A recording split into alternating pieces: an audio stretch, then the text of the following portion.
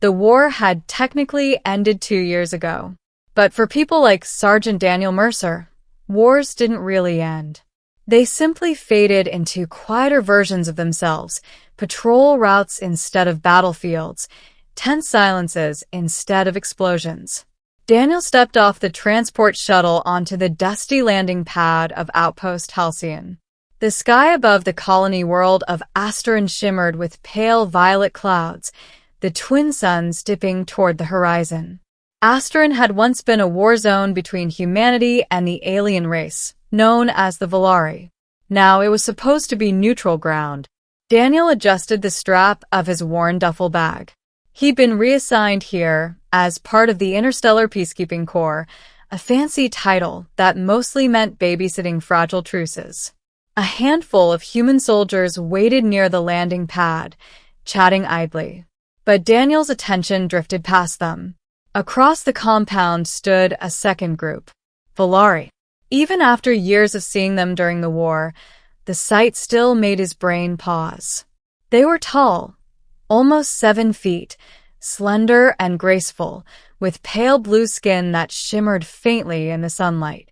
Their eyes were large and luminous, like liquid silver, and thin ridges of bioluminescent markings ran along their temples and necks. Beautiful and terrifying if you had fought them long enough. The Volari had once been humanity's greatest enemy. Now, they were allies, or at least something close to it. A human lieutenant walked over and clapped Daniel on the shoulder. "Mercer, right?" Daniel nodded. "Yeah. I'm Lieutenant Reyes. Welcome to Halcyon." He jerked his head toward the compound. "Join Outpost. Humans on one side, Volari on the other. Try not to start another war." Daniel smirked faintly. "No promises." Reyes chuckled. "Mess halls shared. Patrols are mixed units. The politicians think it'll build trust." Daniel followed him toward the main building.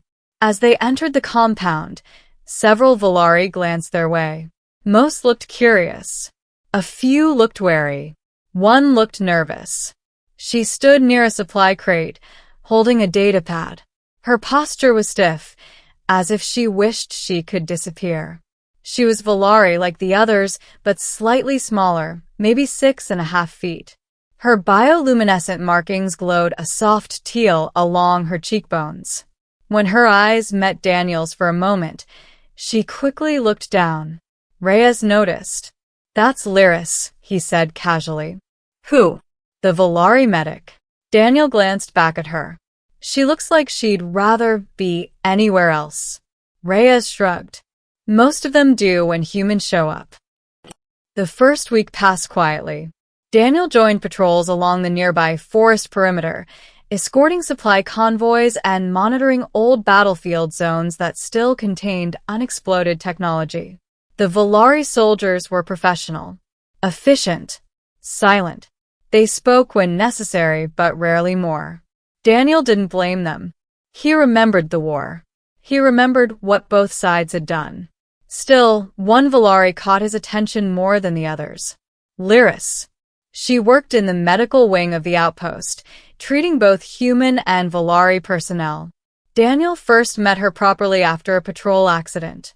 His team had stumbled into an old Volari minefield. One of the mines hadn't detonated, but Daniel had taken a nasty fall trying to avoid it. His shoulder was dislocated. By the time he reached the medical bay, the pain had turned his vision slightly blurry. The door slid open. Inside, Lyris stood at a diagnostic console. She looked up and froze. For a moment, neither of them spoke.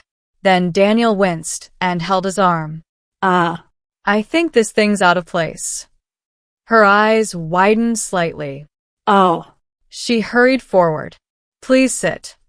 Her voice was soft, gentler than he expected from someone who had likely treated war casualties. Daniel sat on the examination table. Lyris scanned his shoulder with a medical device. A holographic image appeared above it, showing the misaligned joint. "You were fortunate," she said. "Doesn't feel like it. I will correct it." Daniel raised an eyebrow. "Should I brace myself?" Her eyes flicked up to him. Yes. Before he could ask anything else. Pop. His shoulders snapped back into place. Daniel sucked in a breath. Okay, that worked. Lyris stepped back, clearly relieved. I apologize if it caused discomfort. Daniel flexed his arm carefully. Better than before. She nodded but avoided eye contact. Daniel noticed. You always this nervous around patients? She hesitated. Not patients. Humans, then? Silence. That was answer enough. Daniel leaned back slightly. Relax. I'm off duty. That is not the concern. Then what is? Lyris studied the floor. Then she said quietly, humans dislike my kind. Daniel blinked. That's news to me. It is not incorrect. Well, he said, the war didn't exactly help public relations. That is not what I mean. She hesitated again. Then she spoke the sentence that would stay in Daniel's memory forever. No one would ever marry someone like me. Daniel stared at her. What? Her luminous eyes flicked toward him briefly before lowering again. My species. Our biology. Our culture. Even among our own people, individuals like me are considered unsuitable. Daniel frowned. Unsuitable how? My genetic traits are rare. And that's bad. In Volari society, it is. She folded her hands nervously. And among humans, I am alien. Daniel scratched the back of his neck. That's a pretty big conclusion. It is simply reality. Sounds like you've thought about it a lot. Her markings dimmed slightly, a sign of embarrassment. Perhaps. Daniel leaned forward. All right, let me ask you something. She looked up cautiously. Have you actually asked anyone? Asked. To marry you. Her eyes widened. Of course not. Then how do you know the answer? She seemed completely baffled by the question. Because no one would want to. Daniel shrugged. Well, that's a pretty bold assumption. You do not understand. Try me. Lyris hesitated for several seconds. Then she said quietly, my kind cannot have children with most Volari. Daniel blinked. And family lineage is important to our people. So, if someone marries you, there would likely be no offspring. Daniel thought about that. Then he said something that shocked her. Kids aren't the only reason to marry someone. Her silver eyes widened. You would marry someone even if they could not reproduce? Daniel laughed softly. Half the couples back on Earth can't, don't want to, or adopt instead. That seems unusual. It's called loving the person. The words hung in the air. For the first time since they'd met, Lyris looked directly at him. Humans are strange. Yeah, Daniel said with a grin. We hear that a lot.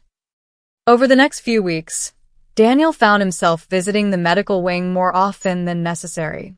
Sometimes it was for minor injuries. Sometimes it was just to talk. Lyris slowly grew more comfortable around him. She learned that Daniel liked terrible coffee and old Earth music. Daniel learned that Volari bioluminescent markings changed color with emotion. Teal meant curiosity. Soft violet meant happiness. And bright gold meant embarrassment. He saw that color a lot. One evening, they sat outside the outpost watching the sunset over Asteron's forests.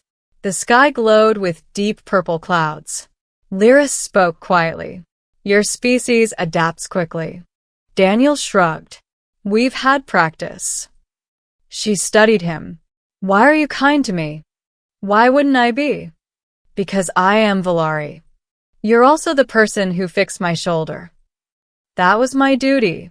Daniel leaned back against the railing. Look, Lyris, the war's over. For politicians, perhaps. He couldn't argue with that. After a moment, she said something unexpected.